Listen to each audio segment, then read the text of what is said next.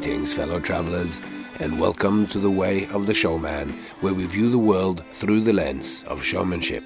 I am Captain Frodo, and I will be your host and guide along the way. And today we're going to talk about geometry and the nature of shows.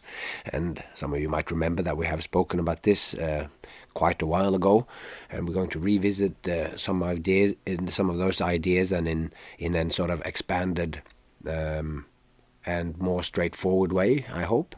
And this will also then tie us back to what we spoke about 2 episodes ago about the inner ear of showmanship, as in the actual feature that we are going to explore, which will link showmanship to play in the next coming episodes. And last episode we had a sort of detour. We have a couple of, and today's kind of like a detour as well, on the way to head towards the main topic of this season, which is play and showmanship. And we spoke about the way to view the world through the lens of showmanship. And we spoke a bit about the actual way of how is it to see. How do we see when we look through this lens, and what is the lens? And how we see, that is metaphorical. It's taking 2 things that are not the same and you place them on top and you see the similarity and the dissimilarities. The greatest creative things, I often say that when I'm creating together with someone, that it's like you take 2 ideas and you put them on top of each other. And when you take your ideas for 2 acts and do them at the same time, some of the ideas will instantly and easily connect to each other, whilst other things will seem more peripheral and more weird, and like they don't fit at all. But when you make those fit, that is when the audience will really start to appreciate the act that you do. When you're connecting a concept, and it's not just the low-hanging fruits, like the first level cursory glance at it, but they see that you've worked with it, and then you make these connections that go beyond what they could imagine. That is always a good place to be.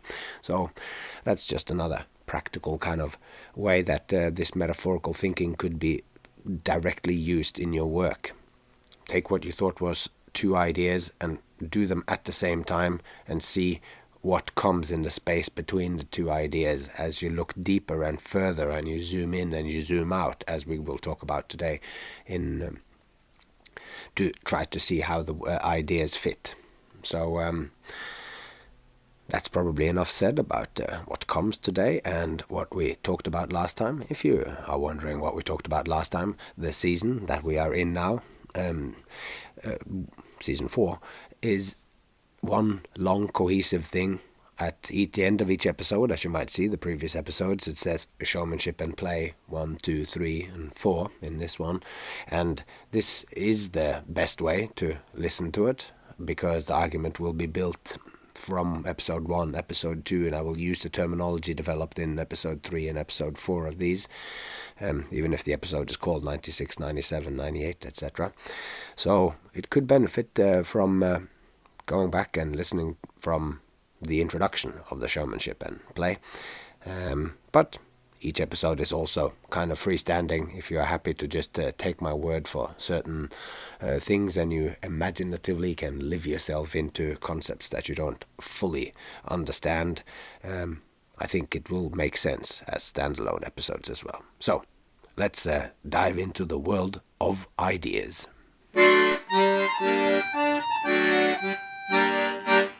So today's episode, we're going to talk about geometry and the nature of shows, and the added dimension that emerges between a showman and an audience. So I'm thinking again that this is like, before we move on to shows and play, I'd like to just explore one more illustration of this space between the showman and the audience, which we a couple of episodes ago defined as the thing which will connect the origins of showmanship with what showmanship is today. So I'd like to drill this point of something new arising in the meeting between the 2, the showman and the audience, which is not wholly of the showman and not wholly of the audience, but is a merging of the 2 into something new.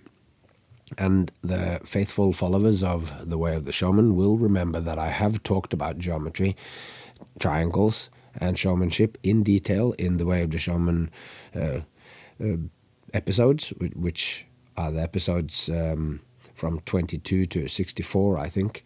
And it's what's called Season 2, if you have one of the podcast downloaders, which gives you the season that it's in. So that was in episode 36 in season 2, and I called that episode The Geometry of Showmanship. And there I explored what the geometry of a triangle looked like through the lens of showmanship. And this time I'd like to come at the triangles from a different angle, pun intended. So before we delve into geometry, a topic which to most people could not have less to do with performance, I want to say a few words about how I arrive at a place where showmanship and geometry seen together starts making a whole lot of sense. So this episode will be another, example of this way of looking at the world, the viewing of the world through the lens of showmanship. So let's return to the picture of showmanship as a triangle made up of 3 elements. So, or even not as a triangle, but just as showmanship, as we have talked about it a couple of episodes ago. For there to be the process of showmanship to come into being, there needs to be a showman and there needs to be an audience. And when these two meet, then the phenomena that we call a show can come into existence as a third element that is not wholly showman, not wholly audience, but that emerges between them. And at a first glance, there's little to nothing in common between the triangle and, say, me swallowing a sword in a performance. So this is a strong example of needing to be able to hold one thing in our mind as a kind of living concept whilst mapping it onto something entirely different. Seeing the similar in the dissimilar, as Aristotle talked about in the last episode. Because at the first glance, it's their difference, as in me standing on a stage swallowing a sword and a triangle. When you first look at those two things, the most glaring thing is that they're just completely different. That's the most salient feature of that relationship, I think, unless you think deeper about it. For the metaphorical connection to emerge, we need to go to a level of abstraction, where it's sort of a level of abstraction that belongs more to the realm of symbolic imagination. Because to connect the two, we must spot the coincidence of 3, the number 3 of the 3 elements in both. That is... and when you just see me as a sword swallower on the stage and an audience that's there, then you don't see any similarity with a triangle. But because we have gone through this a lot now, that we can identify me as a showman and the audience, and then the show is the thing that comes into being as I swallow the sword and as I say all the mysterious things that I say when I swallow swords. So we have identified that as 3, and a triangle, of course, has the 3 points. So that connects up into a triangle. That is what a triangle is. A triangle is a particular way of connecting up 3 points. So, as we have talked about a lot, showmanship is also a coming together of 3 elements. And seen like this, when there's the 3 in the showman and 3 in showmanship and 3 in triangle, then the jump to for the coming together of these is not so great. The jump to see a triangle's 3 points as the 3 elements of showmanship is not a big leap. The gap which the metaphor needs to carry us across, as we might say, is not very wide. So as we place the showman, an audience, and show as points on a triangle, we then get a complex level of relational meaning for this triumvirate of showmanship elements. And I certainly had that the first time when I did it. And I put it on paper and you actually see it there, and then different things that I would not have thought about unless I put these things on top of each other showed itself. So let's now try to picture the metaphorical process. And so let's stick with this idea of me standing on stage swallowing a sword as the picture of showmanship. And to make that act, the sword swallowing act, relate to a triangle, like how do we get to that? And then we do that by looking at it with a metaphorical slant, as we've already talked about. And this slant is a kind of zooming out or zooming in.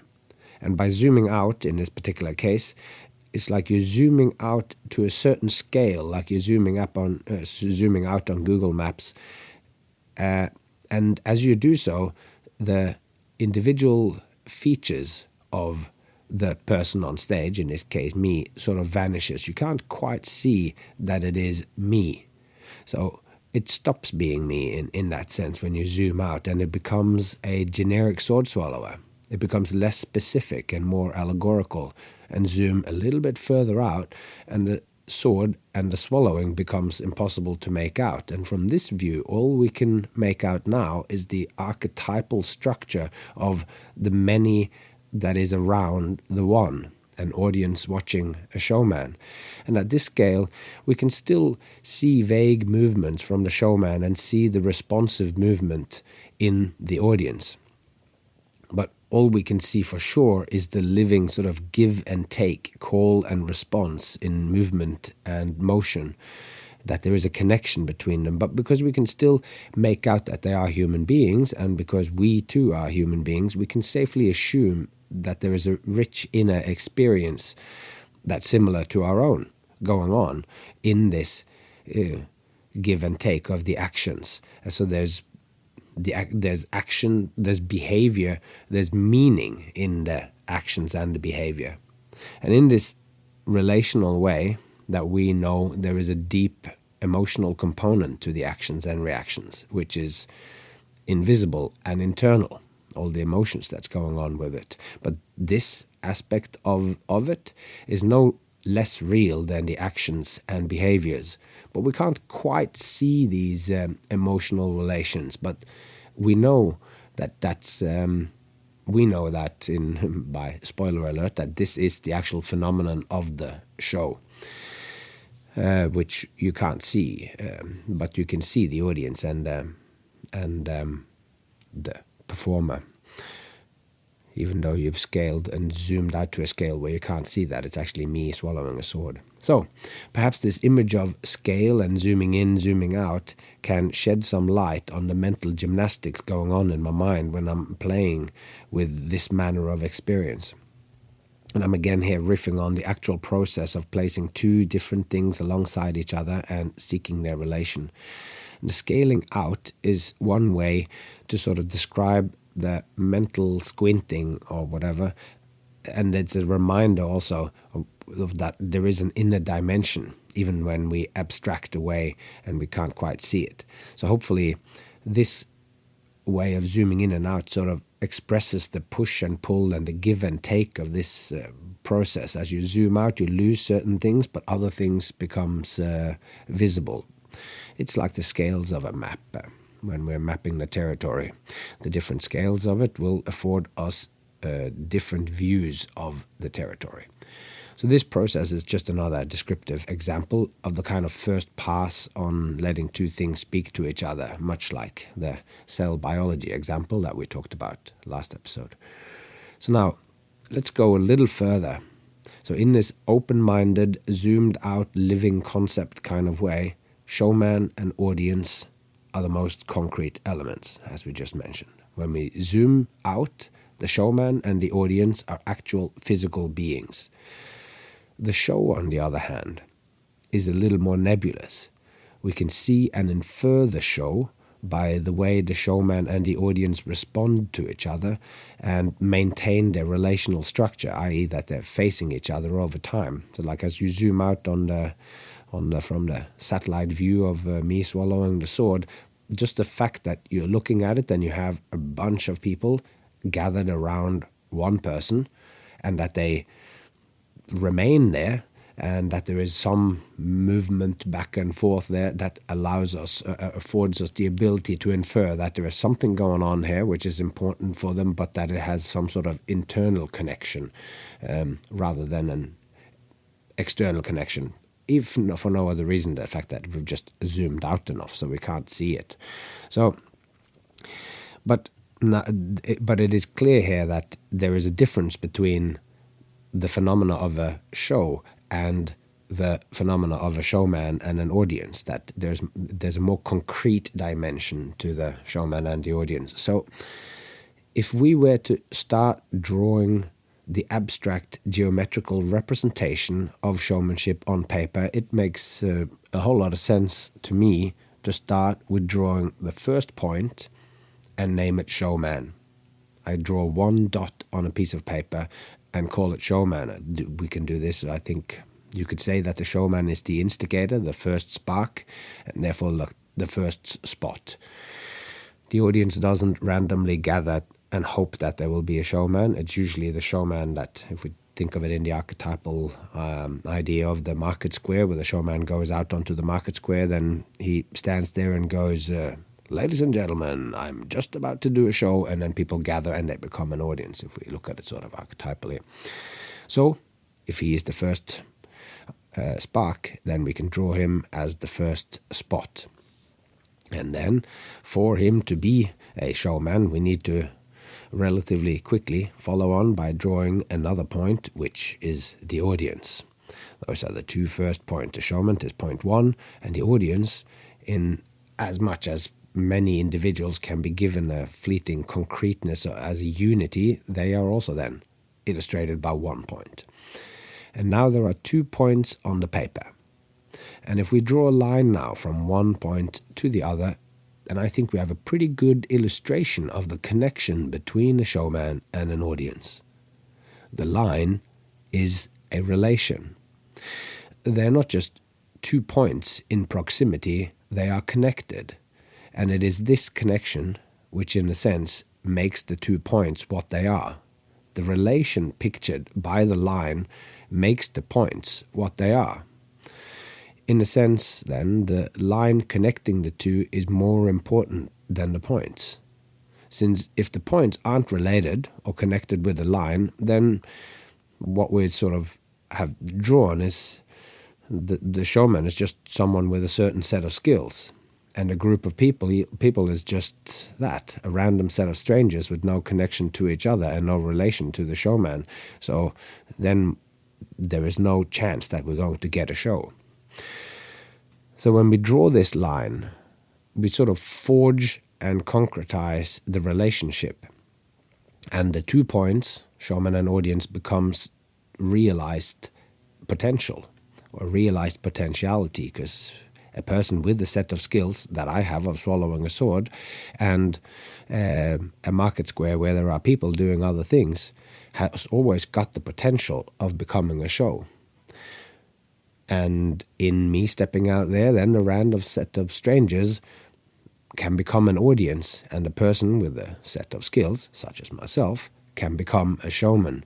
But it is only when that line is drawn between those two that I fully come into, I go from being potentially a showman to actually being a showman as the audience forms. So the process of showmanship is not a one-way street. It's not just the showman shoving his material at the crowd. The process is reciprocal. So the showman, me in this case, I pay attention to the crowd as individuals and as a group. And I am reading the group dynamic and learning whom it is that I am facing. How are they reacting? I'm presenting my material and constantly taking stock of how it is received and how it affects my audience. So as you see, if this line between the 2 points is a picture of that relation, we can make a whole lot, can be made and seen from just drawing this one simple line between 2 points. So we see here that this metaphor is, I've developed it further and thought of it a little bit more than the cell biology of last time. So hopefully this will give a more sense of the depth that it can have.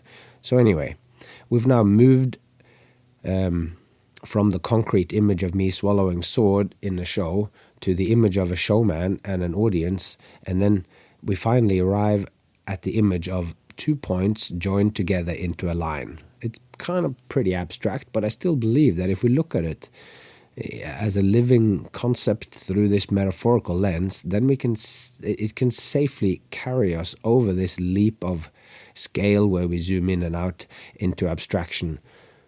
So that was very complexly expressed.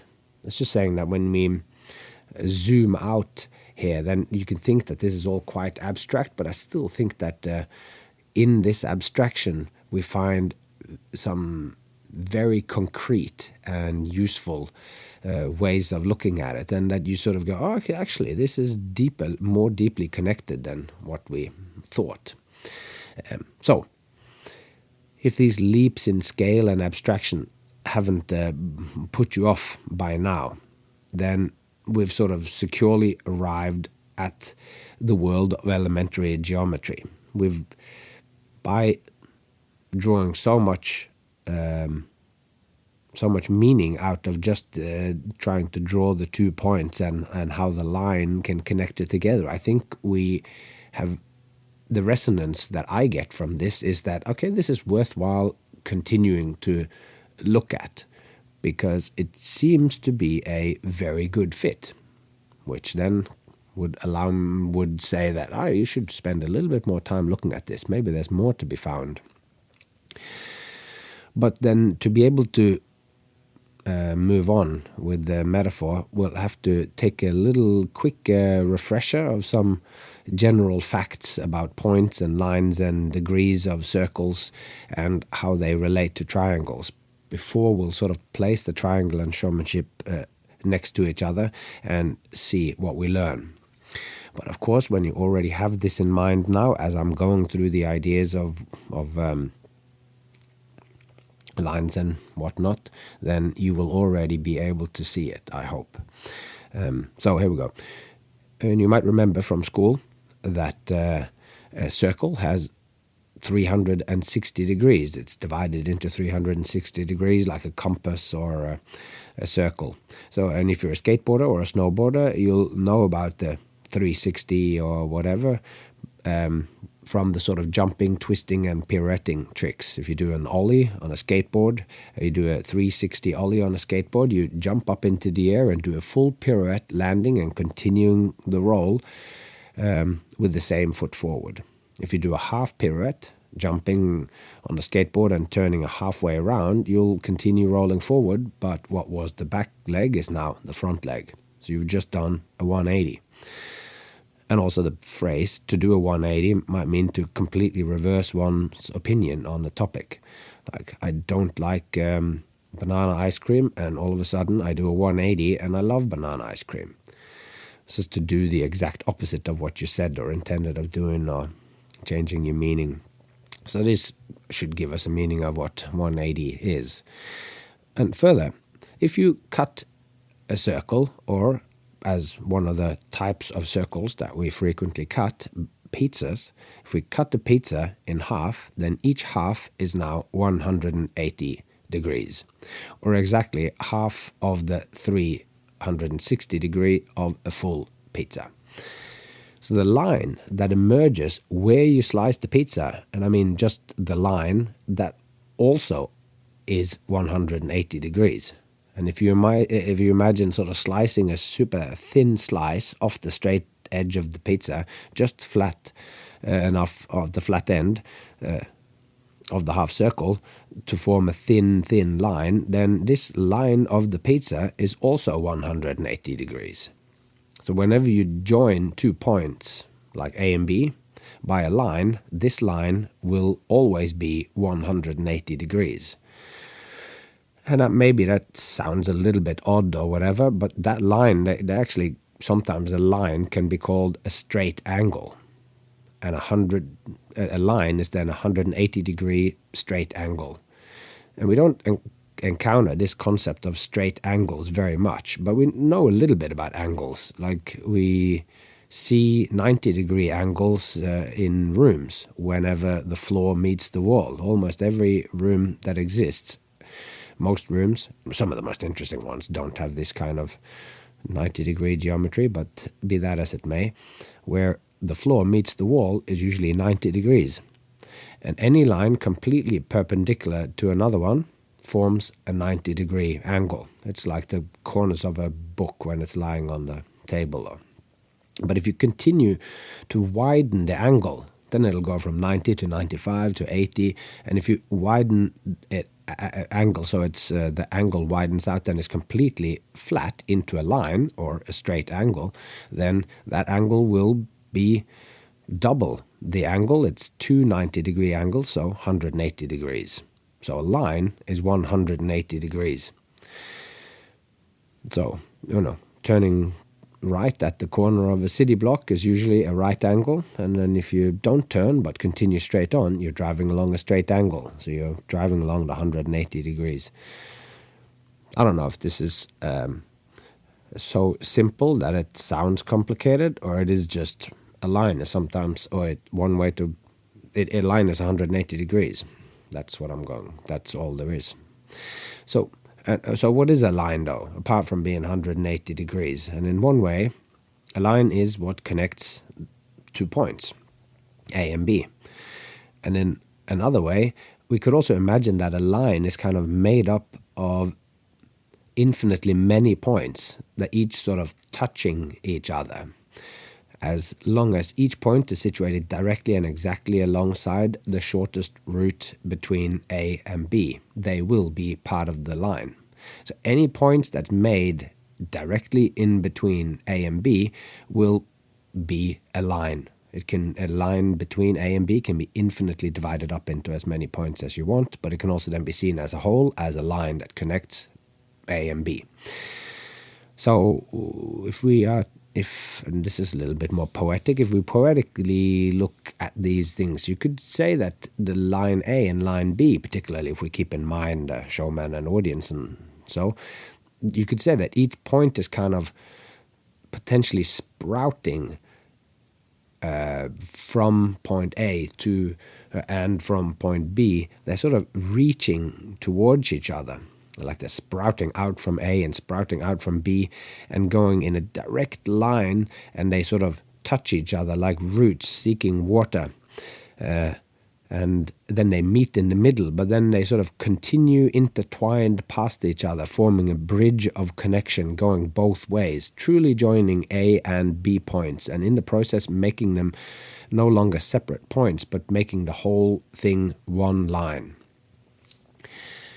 Now, what happens if we introduce one other point, not on the line? Or if we kind of imagine that one of the myriad points making up the line between A and B lifts slightly off the line, a little bit upwards, even just a little centimeter, then what we have is no longer just a line. Now we have 3 points, 2 which are joined by a line, and by imagining that this third point lifted off from the line, then we have it in mind that it belongs together with the other 2 points. It came from the line and lifted out, but now for it to be included, it needs to be connected in a new way.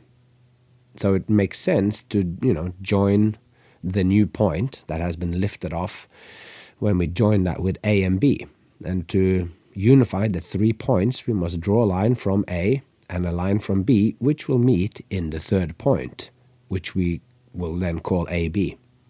And we call it AB since this point is not just A and is not just B, but it has lifted off the line, and that was made from the union of the 2 points, and hence this new point is part A and part B, which is why we call it AB. Or if we jump ahead and just say we have the showman and the show, the showman and the audience, and as they are connecting deeper and deeper, the show becomes a third thing, not wholly showman, not wholly audience, but it becomes this. So the AB could also then be seen as the show, but this is jumping ahead. I'll talk about that in a minute. But as these 3 points are joined, any 3 points joined in together is a triangle, and as this third point is joined with lines to A and B, a whole new dimension emerges. The line has transformed. It goes from being a line into being a triangle. And a triangle is like a little fence. There's now an inside and an outside, and perhaps even more fundamentally and more important, there is now an area, a two-dimensional area. Whilst the line doesn't really have an area. It's like a fence that's just put up between two fence posts, A and B. It would just be a fence line. But to create a fenced-off area, the minimum amount of fence posts needed is 3. So with one more point lifting off the line, that gives rise to a triangle. And when that happens, we quite literally get a whole new dimension in our geometry picture. We go from a 1 dimension of the line to a 2 dimensions of the triangle. So now we have a whole different object on our hands, you might think. A triangle is something completely different from a line, since we have added a new point, which in one sense could be true.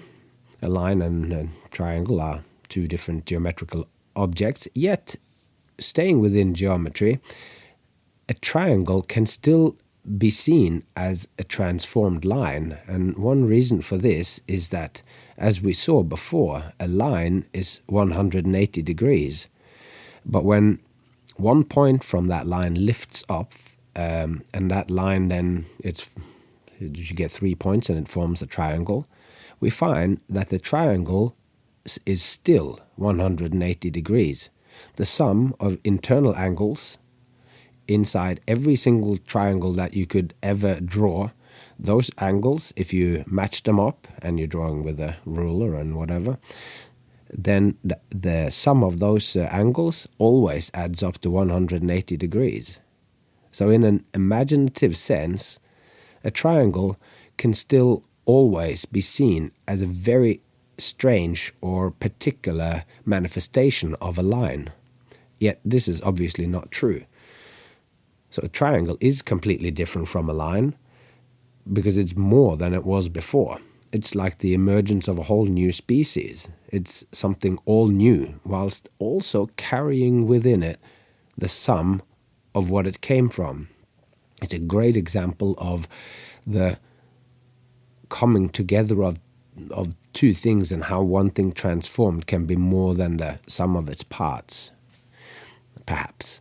This is why I described the third point as being lifted off the line rather than adding a third new random point. Because the original A to B line is still all that it was. But in the third point, which is the manifestation of the union of the 2, we get a whole new dimension. So, armed with this enriched picture of geometry, let's now finally place it alongside our concept of the showmanship triangle. And we should now be able to conjure up 2 rather complex pictures in our minds, one of showmanship as a triumvirate of showman, audience, and show, and one geometric image of points, lines, and triangle. And as we begin to overlay these 2 images of showmanship and triangle to see what this metaphoric overlay of the 2 mind maps we've made, I believe we're getting into a genuine act of imagination, a creation of images, which happens to be the actual meaning that we find at the etymological roots of the word imagination. It's like to create images. And I think this is like connects to the imaginative act is this metaphorical act that we've now spoken so much about. So as we go forth between the 2 images, and as we talk about this now, just try to keep them both in mind. And hopefully, as I have gone through these details of making a triangle and how a triangle is a transformed line that you've already continuously substituted. When I say A and B, that you substitute that with audience and showman and whatever, and you will already have gotten some of these pictures, but I'm going to try and spell out some of these things anyway. So just try and hold the images or living concepts of triangle and showmanship loosely. Don't focus too hard on the fact that they are indeed completely different. Don't strain to combine what doesn't overlap, but just when you're struck by their difference, keep in mind this trick of scale and zooming in and out, and perhaps you can picture what we are looking for as belonging to a level below, like before the differentiation, if you will, or zooming out like it's after or whatever. They are different, but they are also the same. And such is this way of seeing, and such is the world. The similarities are there if you let them emerge for you. So, we have two triangles and a whole new dimension. We're sort of stepping backwards here a little bit. So, we have the showman as the first point. We call him A, since it is through the gravity of the showman that the audience takes form. Through the call for attention, the showman gathers the many into a crowd, and by carefully curating their shared time and attention, the crowd of many individuals become one audience, which is our second point, B. The shared attention between the showman, A, and the audience, B, goes both ways. It's a reciprocal relationship of give and take. This relationship is the first line. As this union strengthens, the relationship deepens, and the meeting of the two, A and B, becomes a shared reality, something new, something more than what was present as they first faced each other. As their connection deepens, as the showman and the audience's connection deepens, and genuine interest in each other grows and takes hold, their desire for what's developed between them becomes strong enough to be something than the mere back and forth meeting of the line. The nature of the audience, made up of individuals, each investing and seeing something valuable, enjoyable, and enlivening in what the showman offers, is becoming a thing unto itself. Not wholly showman, not wholly audience, but a new state, so altered that it deserves its own designation. A new point emerges, springing from the relation between the two. We called it AB in geometry, and we call it show along the way of the showman. The beautiful thing now, as we map the two images, is how when the audience has given themselves over to what the showman has to offer, the experience grows into a show. Like a different kind of reality emerges. In this new dimension, the impossible can become possible, time becomes elastic.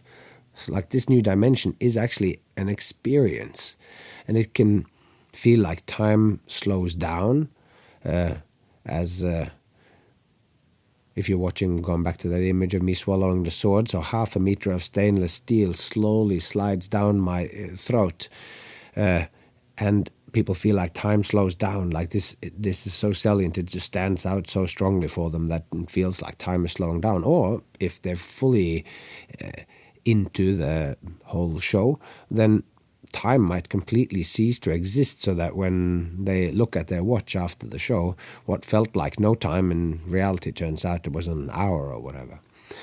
And the space that we're sharing, where the performance happens, that can feel really vast and also intimate at the same time. And in this dimension, questions arise. Like, why does he swallow the sword? Does he really risk his life here for my entertainment? Am I doing what I want with my life? How do I want to live? And who will we be to each other? Things are no longer just what they seem in this altered space. In the space between the showman and audience, or in the this new dimension that emerges between them, stories told take on deeper meaning. The show effortlessly transports us to where profound levels of depth emerge, sometimes from the seemingly mundane. So for a stolen time, we pierce the veil of the ordinary and enter into a more human level, ancient and primitive, yet so very much about the present moment, the here and the now. It's a bubble that can be burst so easily. The police comes and shuts down the show, or the power goes out, or whatever. But in this space, in this kind of relation that is now happening between the showman and the audience, the storyteller and the tribe, this is where myths and heroes and common folk and monsters and magic and the sacred, the sense of the sacred belongs in this dimension. This dimension of a show can beautifully be placed up against the geometry of triangles, where a line, A and B, showman and audience, births a new point off the line, and we are given a new dimension, where the line is transformed into triangle, where we jump from one-dimensional to two-dimensional, where the no extension of the line changes to the extension area of the triangle, where the way to measure changes from centimeters to centimeters squared. The inner space inside the triangle has extension, and this new dimension maps so sweetly to the imaginal dimension of the shows. The coming together of the two metaphorical maps seems to both to be pointing perhaps at this imaginal space which Henri Corbin or Henry Corbin talked about. A metaphor, this that I've just talked about now, a metaphor is not a proof. It is but mental pictures side by side. But that said, if we see this as an example of Emily Dickinson's truth told with the slant, which allows us to see the truth clearer, since to be able to grasp the truth, it must, as she says, dazzle gradually. It must dazzle us gradually, or every man be blind. We can't see it if it doesn't dazzle us gradually, and hopefully I've managed to lead you along in this so that I have been able to dazzle you gradually so that you can see this truth that I'm trying to point to. And what I've talked about, it might not be a proof following the rules of formal logic, and it might not follow the rules of reason even, but to me, these pictures side by side, together and apart, becomes gunpowder that drives deep points of connection tinged with mystery. It drives it home and embeds them in my mind. So I have, and I did that in the episode long ago, I called this area that emerges when the third point goes off the line and a new page, I call that the area of interest. This sort of betweenness, when that becomes a thing in itself, and A and B becomes AB, showman and audience join in attention and a show emerges. So I call this new area in the triangle, which is not present in the line, I call that aspect of showmanship the area of interest. And this is, in the truest sense, where shows take place. The area of interest is where showman and audience come together around all aspects of reality in as much as it captures and holds human attention. I unpack that line a little bit. Like, in this area of interest, what captures and holds human interest in that can be done in a show or in a showing, that is all the things that human beings do when we gather. It's what in extended form we find in movies. It's what we do when we tell each other stories. It's the gossip that we do. It's all those things that can capture and hold human interest. That's what is the contents of the area of interest.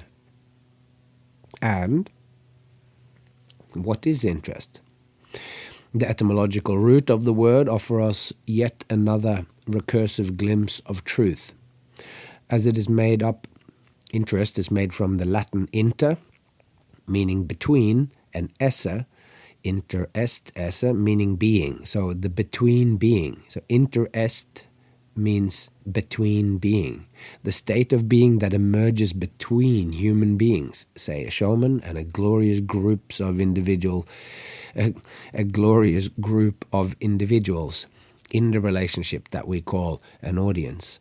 So interest, the state of being in between, And perhaps these rantings and conjectures that I have here amounts to little in the way of logical, rational proof, but attempting to find the heart of a living concept such as showmanship, I believe we must seek truths that speak to the heart first, to then be assimilated into the head in whatever which way individuals can make things true to themselves. But yeah, I don't even know, as I'm telling you that, I don't even know if geometry is a easy way into the hearts of people. I guess when it comes down to it, it's not geometry that is highest on the list for people who when you think about the matters of the heart. Not so often that poetry or songs are about geometry, and when it is, it's probably like we mentioned in the end of the last episode, the Sam Cooke, who doesn't know much about geometry. But now you do, and I believe you are richer for it. So as a final comment, I'd like to add that I believe it is this area of interest, the imaginal realm, which is the equivalent of the bony inner ear which connects the dog-like carnivore Pachycetus mammal with the majestic humpback whale. As we've talked about now, it's been a running thread through all of this. This area of interest dimension that emerges between human beings is the aspect of showmanship which I will use as an Ariadne thread. Ariadne, who used a thread to guide her man through the labyrinth with the Minotaur to save him.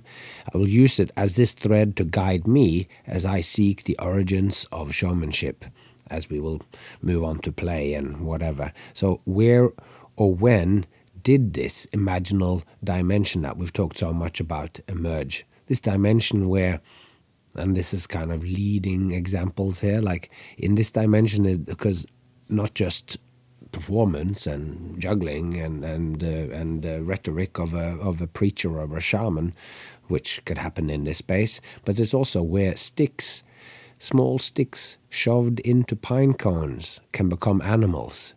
And it's in this dimension where a story of a man with a warhammer fighting a huge sea serpent can become gods.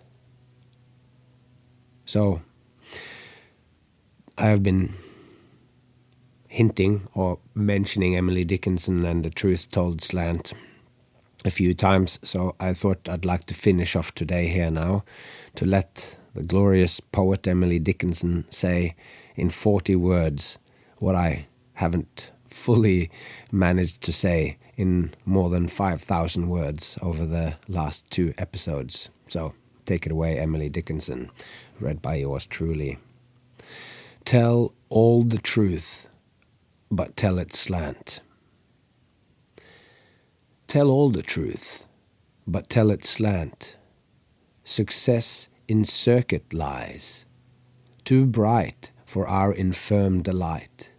The truth's superb surprise, as lightning to the children eased, with explanation kind, the truth must dazzle gradually, or every man be blind.